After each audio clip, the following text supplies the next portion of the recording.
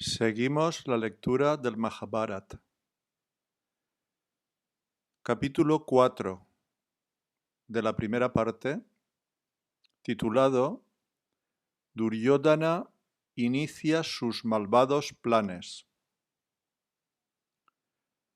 Los Pándavas empezaron a saborear la vida en Hastinapur. Se divertían junto a los 100 hijos de Dhritarashtra, denominados los Kauravas. Los hijos de Pandu superaban a los Kauravas en todos los terrenos, en fuerza, conocimiento, habilidad con las armas. Bhima era especialmente poderoso y disfrutaba derrotando a los Kauravas en los juegos. No podían igualarle en nada. El exuberante Bhima poseía el infatigable poder de su Padre Divino. En lucha y pelea era invencible, capaz de mantener a raya fácilmente los ataques de cualquier número de Kauravas. Desde su infantil sentido del humor, solía gastarles bromas a todas horas, riéndose si se enfadaban y pretendían fútilmente devolvérselas. Duryodhana, en particular, pensaba que las payasadas y fuerza de Bhima eran intolerables. Como hijo mayor del rey ciego, Duryodhana había disfrutado hasta la fecha del mayor prestigio dentro de la casa Kuru.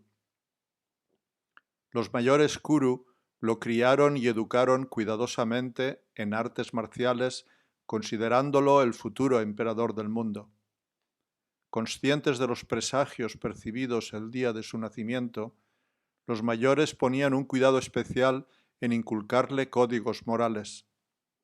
El príncipe era poderoso y capaz en todas las áreas de armamento y política, y estaba acostumbrado a ser el centro de atención en el palacio real desde que naciera.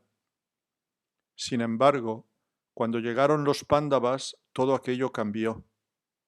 Los hijos de Pandu eran educados, modestos y consagrados a sus mayores. Pronto se hicieron querer por Bhishma, Vidura y los demás Kurus mayores.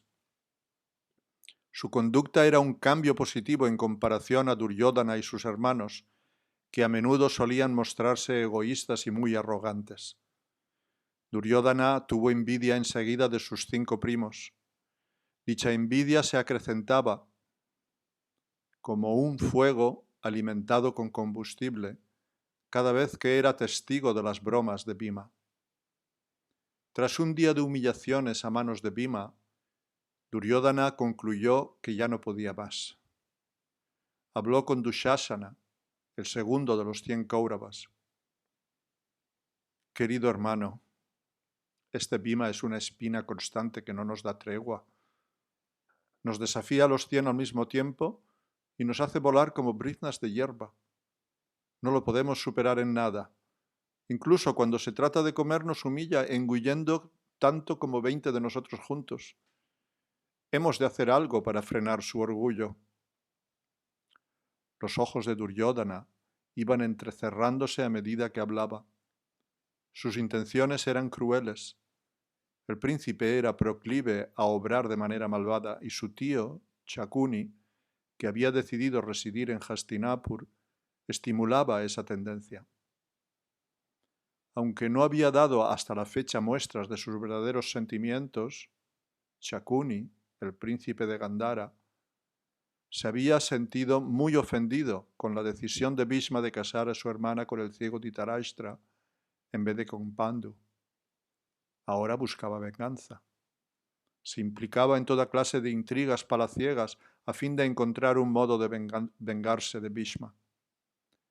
Perjudicar a los Pándavas, a los cuales Bhishma obviamente adoraba, parecía un buen modo, y por supuesto al mismo tiempo procuraría promover la causa de los hijos de su hermana. Duryodhana era un cómplice servicial. El príncipe consideraba a su intrigante tío su mentor. Cuando Duryodhana se le acercó quejándose de Bhima, no hizo falta mucho esfuerzo para convencerlo de hacer algo contra el Pándava. Duryodhana reveló sus planes a Dushasana.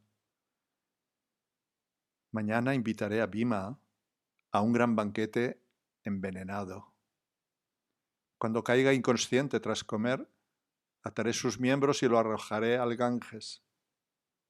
Una vez libres de Bhima, los demás hermanos quedarán impotentes. Será fácil tratar con ellos. Así mi derecho al trono no tendrá rival. Dushasana sonrió, mostrando su acuerdo. Él también creía que la conducta de Bhima era intolerable y, como Duryodhan, también era consciente de que su consideración en la casa Kuru decreció desde la llegada de los Pándavas. Pasó el brazo por los hombros de su hermano y los dos regresaron a palacio riéndose juntos mientras recorrían el frondoso sendero.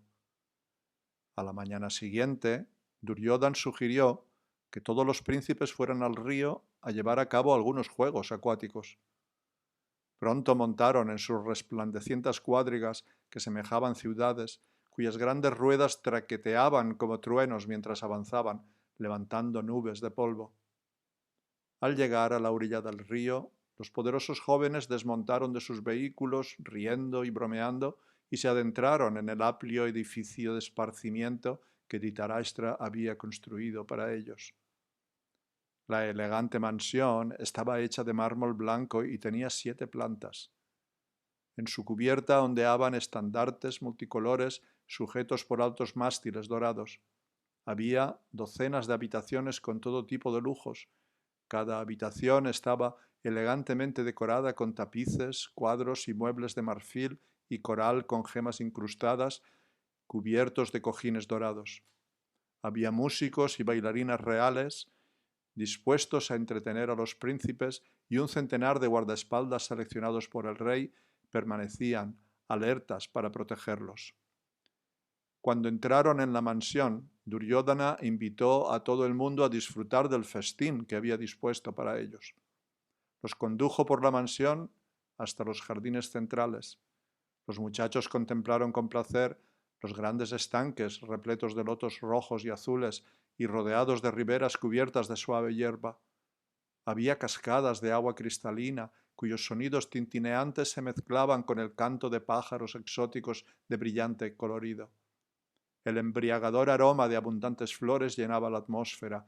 Habían dispuesto hermosos cojines sobre la hierba y un gran número de sirvientes estaba preparado, esperando a servir el banquete. Duryodhan eligió un asiento cercano a Bhima. Ordenó a los sirvientes que sirvieran la comida. Los platos eran exquisitos. Duryodhan había mezclado previamente el veneno en los platos destinados a Bhima. Luego se los fue ofreciendo fingiendo afecto y alimentándolo con sus propias manos. El cándido Bhima no sospechó nada y consumió alegremente su porción normal. Duryodhan disfrutó viendo que Bhima tragaba golosamente los pasteles, tartas, cremas, bebidas y demás platos envenenados. Una vez finalizado el banquete, Duryodhan sugirió ir al río a divertirse. Los muchachos corrieron alegremente hacia la orilla. Empezaron a luchar, revolcándose por los suelos, lanzándose unos a otros a las claras aguas del río. Como solía ser habitual, Bhima era el más activo. El veneno no parecía hacerle efecto alguno. El príncipe, que sobrepasaba en altura y volumen a todos sus iguales, era un luchador sin rival. Cualquiera que se le acercara, pronto se encontraba volando por los aires y sumiéndose en las aguas. Bhima entonces se zambullía y provocaba enormes olas con el movimiento de sus brazos. El juguetón Bhima hundía a continuación a los demás príncipes bajo las aguas. Transcurrida la tarde, los muchachos empezaron a cansarse. Salieron del agua y se vistieron con blancas túnicas enriquecidas con bordados de oro. A continuación, iniciaron cansinamente su regreso a la residencia para pasar la noche. Bhima había consumido suficiente veneno para acabar con 100 hombres, pero no fue hasta la tarde que el hijo del dios del viento empezó a sentir sus efectos. Según se adentraba la noche, se sintió tan mareado que decidió echarse un rato a orillas del río y descansar. Gradualmente se sumergió en un profundo sueño. Cuando los demás príncipes estuvieron todos de regreso a la mansión, Duryodhan vio su oportunidad. Creía que el veneno no había surtido efecto, pero al ver a Bhima caer inconsciente por fin, se frotó las manos de alegría. Acompañado por Dushashana, ató los brazos y piernas de Bhima con fuertes cuerdas. Echando un vistazo furtivamente a los alrededores, los hermanos arrastraron al agonizante príncipe hasta el río. Bhima se hundió hasta el lecho del río y lo arrastraron las corrientes subterráneas. La morada celestial de los seres serpentinos, los nagas, era viable desde el Ganges, y Bhima fue arrastrado a lo largo de una senda mística hasta esa propiedad.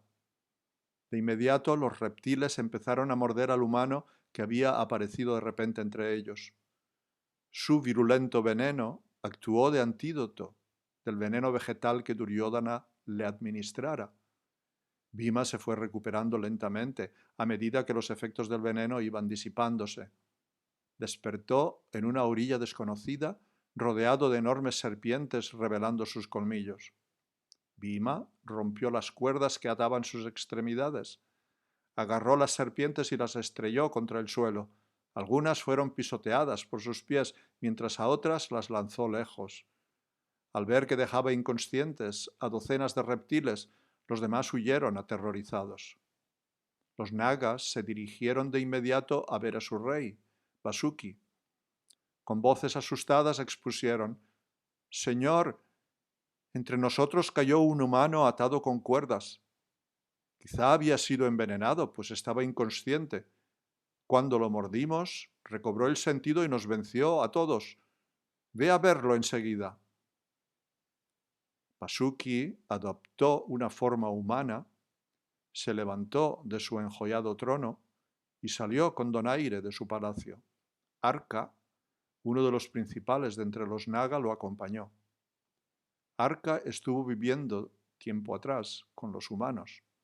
Era bisabuelo de Kunti y reconoció a Bhima de inmediato. Sonriendo se presentó y abrazó al príncipe.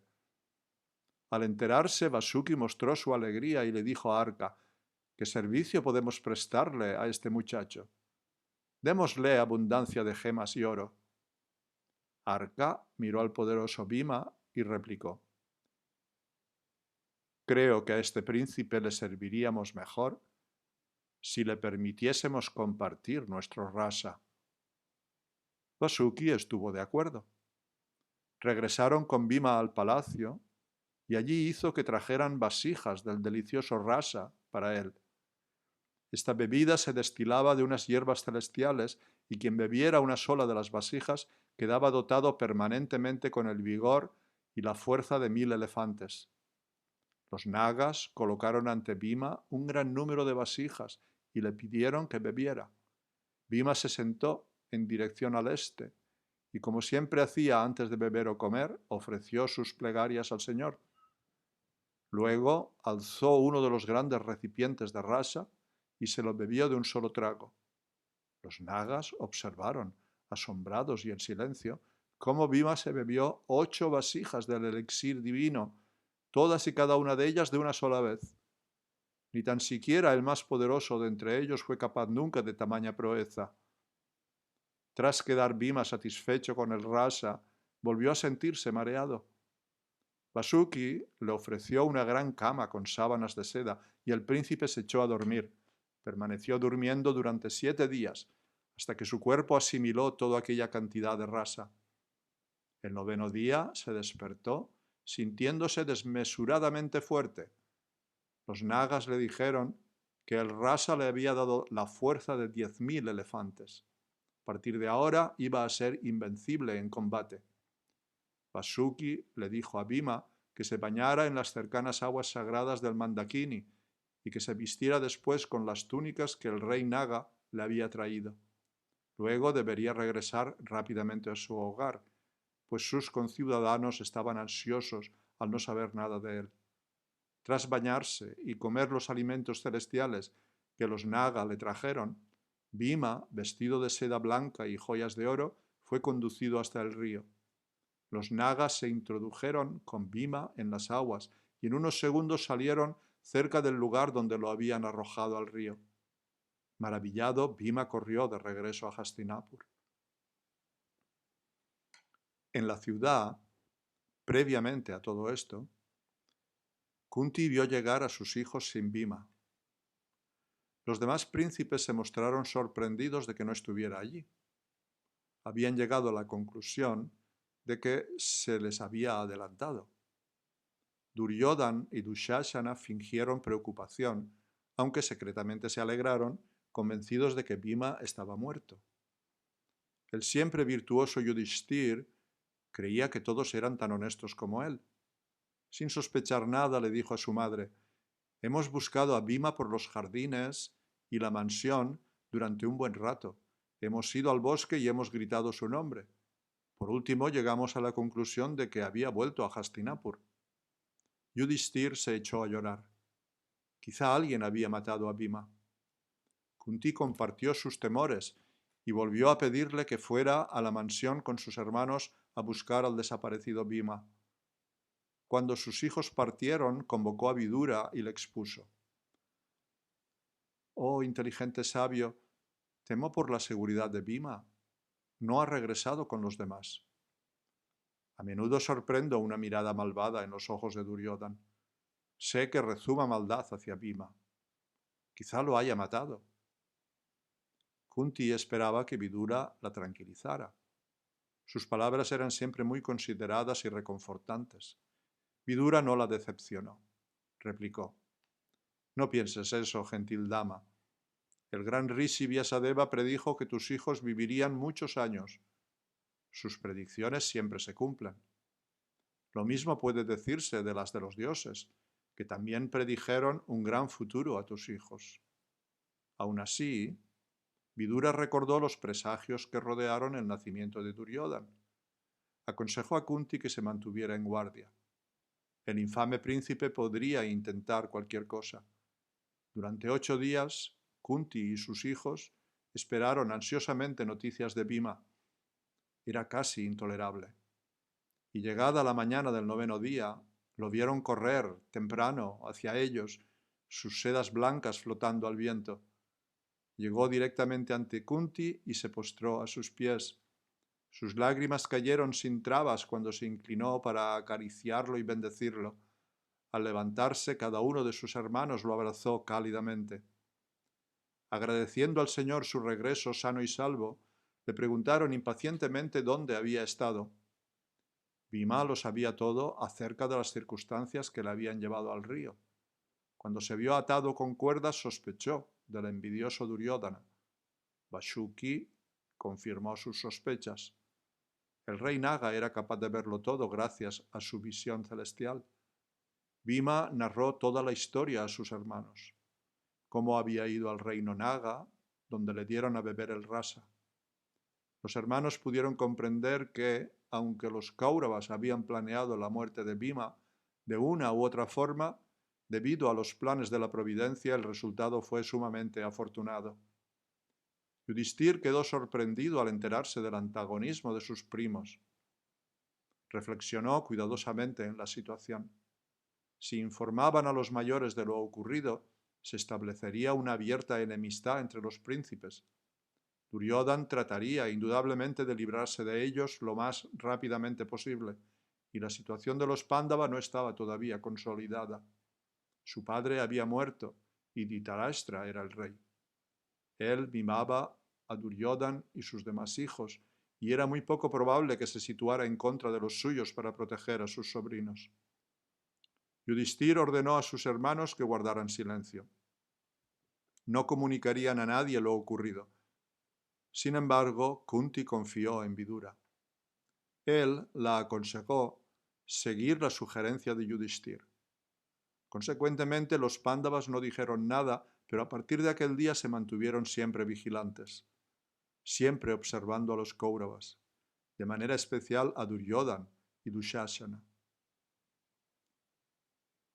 Además de los 100 hijos tenidos con Gandhari, Dhritarashtra tuvo otro hijo con la sirvienta que lo estuvo cuidando durante la larga gestación de su esposa. A diferencia de sus hermanastros, este muchacho, Yuyutsu, no sentía envidia ni antagonismo alguno hacia los Pándavas. Un día informó en secreto a Yudhishthir que Duryodhana que estaba profundamente decepcionado al ver el fracaso de su plan de matar a Bhima, había vuelto a preparar una cantidad ingente del mortal veneno Datura y lo había mezclado en la enorme comida de Bhima. Bhima se echó a reír al oír las noticias. Después de haber bebido el elixir celestial de los Nagas, no tenía miedo alguno a Duryodhana. Se sentó ante él y se comió gozosamente toda la cantidad de alimentos envenenados. Duryodhana quedó sorprendido al ver que Bhima no sufría daño alguno. Contemplaba al Pándava sin ocultar su odio. Aunque los príncipes Kaurava detestaban a los Pándava, Bhishma y Vidura los amaban y pasaban mucho tiempo con los 5 virtuosos y gentiles príncipes. Bhishma se había mostrado especialmente paternal con ellos desde el momento en que llegaron del bosque. Le agradaba Pandu. Ahora sentía el mismo afecto hacia los hijos de Pandu. Los muchachos correspondían a su amor y le prestaban servicios de distintas maneras. Los Pándava también recibían especial atención de su maestro en artes marciales, Kripa. Kripa era el noble hijo de un brahmán que adoptó la profesión de guerrero. Les contó a los príncipes su historia. Su padre, un rishi llamado Gautama, estuvo realizando estrictas austeridades y prácticas marciales hacia las que sentía gran afinidad.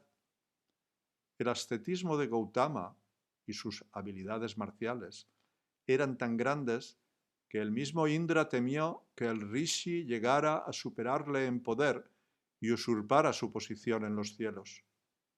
En consecuencia, ese ansioso dios envió una bella apsara, una ninfa celestial, para apartar a Gautama de su ascetismo.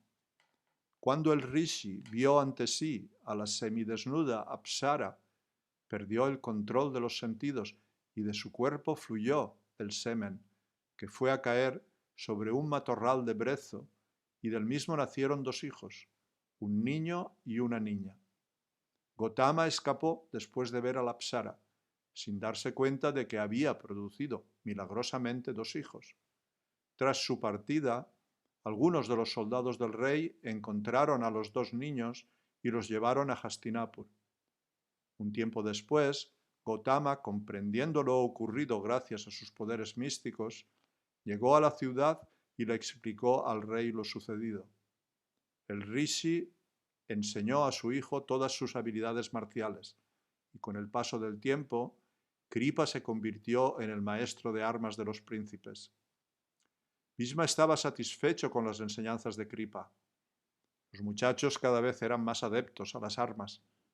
Sin embargo, deseaba que aprendieran también los secretos de las armas celestiales, de manera que no tuvieran rival en la guerra. Kripa no poseía ese conocimiento al completo. Por lo tanto, Bhishma estuvo buscando un maestro adecuado que hiciera progresar más a los príncipes en la ciencia militar. Nadie de los que había visto le había impresionado como alguien capacitado para entrenar a los príncipes. Un día, los muchachos se le acercaron, deseosos de contarle a Bhishma una extraña historia. Estaban jugando a la pelota en el bosque. La pelota cayó a un pozo seco muy hondo y los príncipes no pudieron recuperarla. Mientras permanecían rodeando el brocal del pozo, mirándose unos a otros avergonzados, se les acercó un hombre de piel oscura. Era un brahmán, de aspecto débil y empobrecido, aunque esplendoroso y de ojos relucientes. Los príncipes rodearon al brahmán y le preguntaron si podía ayudarlos. Con una leve sonrisa, el brahmán les respondió: «Sois una vergüenza para los guerreros. ¿De qué os sirven vuestras habilidades marciales si no sois capaces de recuperar una pelota perdida? Si me dais de comer, recuperaré la pelota y este anillo mío». Se quitó el anillo y lo arrojó también al fondo del pozo. Yudhishthir le dijo: «Brahmán, si eres capaz de recuperar la pelota y el anillo, entonces con el permiso de Kripa te garantizaremos el que tengas una ocupación para toda la vida. El Brahman tomó un manojo de hierbas altas y dijo: observad cómo asigno a estas hierbas el poder de las armas. Con ellas sujetaré la pelota y la subiré a la superficie. Cantó mantras y fue lanzando las hierbas una a una al pozo. La primera se aferró a la pelota y cada tallo siguiente, lanzado, se enganchaba al último, formando una larga cadena. El Brahman no tuvo más que tirar de los tallos y la pelota salió del pozo. Los príncipes no salían de su asombro. Esto es verdad maravilloso. Sin embargo, a ver cómo sacas el anillo. El Brahman solicitó uno de los arcos de los príncipes y lanzó una única flecha de punta afilada al pozo. Valiéndose de ella, sacó el anillo encajado en la punta de la flecha. Los príncipes lo rodearon y le pidieron que les revelara su identidad. Nunca habían visto tal destreza. El Brahman les pidió que fueran a ver a Bhishma y le describieran lo visto. Él sabría decirles de quién se trataba. El Brahman les informó que esperaría su regreso. Los muchachos, pues, regresaron corriendo a la ciudad y se lo contaron todo a Bhishma. Cuando oyó el relato, sus ojos resplandecieron de alegría. Indudablemente no podía ser otro que Drona, el discípulo de su propio maestro de armas, Parashuram. Bhishma había oído hablar a los rishis sobre Drona. Desde luego se trataba de algo providencial. Los príncipes no podrían tener mejor maestro. Bhishma fue personalmente con los muchachos a ver al Brahman. Al descubrir, como había sospechado, que se trataba de Drona, Bhishma le ofreció inmediatamente la posición de maestro real. Drona aceptó y regresó a Hastinapur con Bhishma. Cuando llegaron a la ciudad, Bhishma hizo que Drona contara a todo el mundo su historia. Drona miró las caras ansiosas de los príncipes. Querían saberlo todo sobre este Brahman nada corriente. Era hijo de Bharadvaj, el poderosísimo rishi que vivió durante miles de años en lo más profundo del bosque y que, no hacía mucho tiempo, había ascendido por fin a los cielos.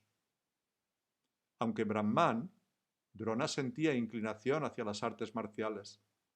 Mientras vivía en el santuario de su padre, aprendió la ciencia de las armas de Agnivesha, otro poderoso rishi. También había aprendido el uso de las armas celestiales del gran Parashuram. Sin embargo, a pesar de un aprendizaje tan completo, Drona era un brahman muy pobre. A duras penas se podía mantener a su familia. Por eso iba camino a Hastinapur con la esperanza de que lo emplearan como maestro de los príncipes. Bhishma dijo: quédate aquí en la ciudad. Disfrutarás de toda clase de lujos junto con los kurus. En verdad los kurus están a tus órdenes. Las riquezas, reinos y seguidores pertenecientes a la casa son ahora tuyos también. Oh, el mejor de los brahmanes, es para nosotros una gran fortuna el que hayas decidido visitarnos. A Drona le asignaron una casa grande, bien amueblada, con todo lo necesario para disfrutar y cuidada por muchos sirvientes. Entonces trajo a su esposa e hijo a Hastinapur para que vivieran entre los Kurus con él, y aceptó tanto a los Pándavas como a los Kauravas como discípulos. Drona enseñó a los príncipes todo lo que sabía sobre armamento. Los jóvenes practicaban cada día desde el amanecer hasta la puesta del sol. A medida que se difundió la fama de su escuela marcial, príncipes de otros reinos vinieron también para aprender del famoso Drona. Los Brishnis, los Andakas y otras poderosas y famosas dinastías enviaron a sus príncipes a Drona, y él los aceptó a todos como alumnos. Pronto Drona tuvo miles de estudiantes. Entre ellos Arjuna sobresalía en todas las materias. Siempre estaba al lado de Drona, deseoso de aprender cualquier destreza, por pequeña que fuera, o consejos adicionales. Su habilidad, velocidad, perseverancia y determinación no tenían igual entre los demás príncipes. Arjuna se convirtió en el principal alumno. Drona creía que nadie era capaz de igualar sus destrezas. Debido a su natural afecto paterno, Drona también deseaba impartir lecciones adicionales a su hijo, Ashvatthama. Asignó a los príncipes vasijas de agua de cuello estrecho y les pidió que fueran al río a llenarlas. Sin embargo, a su hijo le dio una vasija de cuello ancho, de manera que pudiera regresar antes y recibir lecciones extra. Arjuna, al darse cuenta de las intenciones de Drona, llenó su vasija empleando un arma de agua celestial, y así pudo regresar antes que Ashvatthama. Drona sonrió al ver la determinación de Arjuna. Su deseo de aprender de su preceptor no tenía rival. Arjuna siempre adoraba cuidadosamente a Drona y estaba atento a cualquier orden que éste diera. Debido a su dedicación a los estudios y a su gurú, se convirtió en el estudiante favorito de Drona. Una noche, Arjuna estaba tomando la cena. De repente la lámpara se apagó. Reinaba una oscuridad completa. Arjuna siguió cenando como si nada hubiera ocurrido. Mientras así lo hacía, se dio cuenta de que debido al hábito era capaz de llevar la comida a la boca, aunque en la oscuridad era imposible ver nada. Entonces empezó a practicar por la noche con el arco y las flechas apuntando a blancos invisibles. Drona estaba encantado de ver su dedicación. Le dijo a Arjuna: «Lograré que nadie pueda compararse a ti en toda la tierra. Ningún guerrero será tu igual». A la sazón, Drona enseñó a Arjuna cómo luchar a caballo, sobre elefante, desde la cuadriga y en el suelo. Le enseñó todas las habilidades con la maza, espadas, lanzas, jabalinas y dardos, así como muchas otras clases de armas. Drona también le enseñó a combatir contra numerosos guerreros a la vez. Como Drona prometió, sus habilidades pronto fueron incomparables en toda la tierra. Un día, un príncipe de la tribu Nishada que moraba en los bosques le pidió a Drona que le enseñara. Su nombre era Ekalavya. Drona replicó que su escuela solo era para reyes y príncipes. Ekalavya se marchó, desalentado. Deseando intensamente adquirir maestría en las ciencias marciales, practicó en solitario en el bosque. Construyó una efigie de Drona y lo adoraba cada día, orándole a aprender habilidades armamentísticas. Gradualmente llegó a convertirse en un arquero experto. Un día, mientras estaba practicando, un perro se puso a ladrar fuertemente molestándolo. De inmediato, disparó 7 flechas, sin tan siquiera ver al perro, que sellaron la boca del animal. Sucedió que Arjuna y sus hermanos estaban por entonces en aquel bosque y vieron al perro, la boca cosida a flechas. Les maravilló el portento y se preguntaron quién sería el responsable de tal proeza. Al poco se encontraron con Ekalavya. Al ver al oscuro Nishada, cubierto de suciedad y el pelo enmarañado, le preguntaron quién era. A lo que respondió: «Soy Ekalavya, de la tribu de los Nishadas, discípulo de Drona. Practico en solitario en estos bosques con el deseo de convertirme en el mejor de los arqueros». El entrecejo de Arjuna se frunció debido a la perplejidad. ¿Cómo era posible? Este joven se hacía pasar por discípulo de Drona, aunque éste lo rechazó. Eso era contrario a los principios religiosos. Nadie podía llamarse discípulo de un gurú a menos fuera aceptado por dicho maestro. Y Ekalavya incluso había violado la orden de su supuesto gurú. Drona le había dicho a Ekalavya que no podía ser su discípulo. El Nishada claramente no sentía devoción alguna por Drona, a pesar de la demostración externa de dedicación, ya que no había aceptado la orden de Drona. ¿Cómo, pues, podía permitirse el presentarse como discípulo de Drona? Y prácticamente el mejor en su rango. Sus habilidades eran sorprendentes, pero las había conseguido llevado por la desobediencia. Arjuna fue de inmediato a ver a su gurú para informarlo.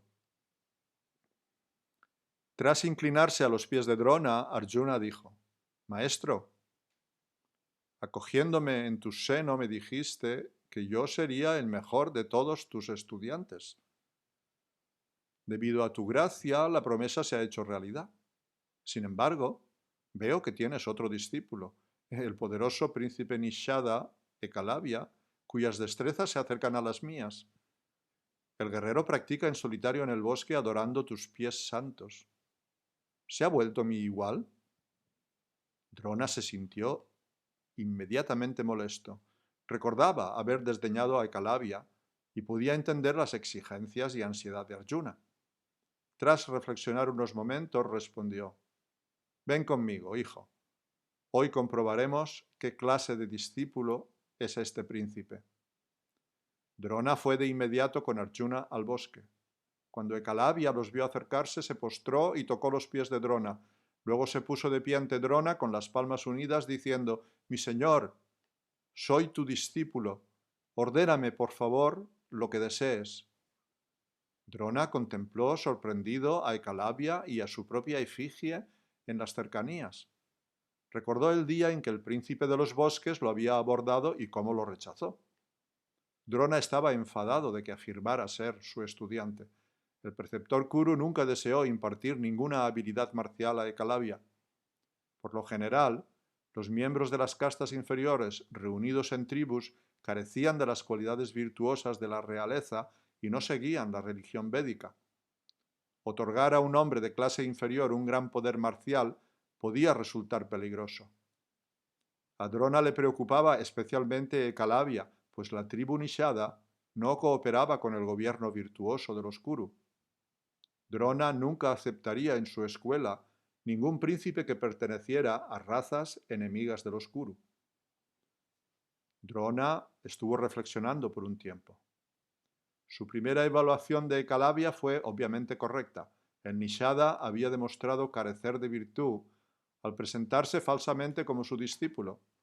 Estaba claro que deseaba únicamente la grandeza, que lo reconocieran como estudiante del famoso maestro, pero sin tener que obedecerle.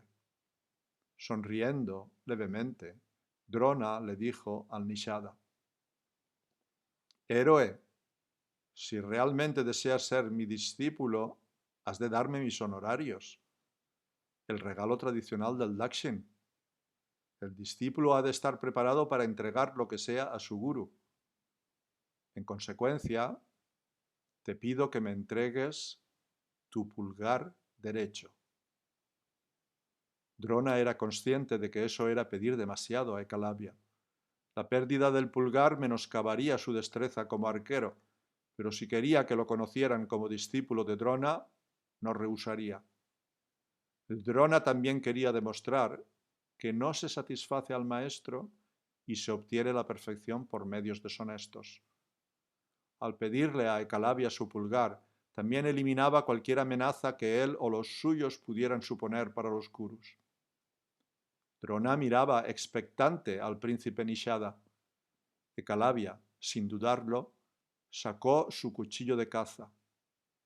Aunque no fue capaz de aceptar la primera orden de Drona, el príncipe no quería que se le considerara incapaz de entregar el Dakshin a su guru, y él sabía que todo su conocimiento y destrezas desaparecían si rehusaba la petición de Drona. Sin dudarlo ni un segundo, se cortó el pulgar y se lo entregó a Drona. Drona tomó el pulgar y le dio las gracias al príncipe. Alzando la mano y bendiciéndolo, dio la vuelta y marchó precipitadamente, seguido por un aliviado Arjuna. Mediante una acción tan contundente, Drona mantuvo vigentes con rotundidad los principios religiosos.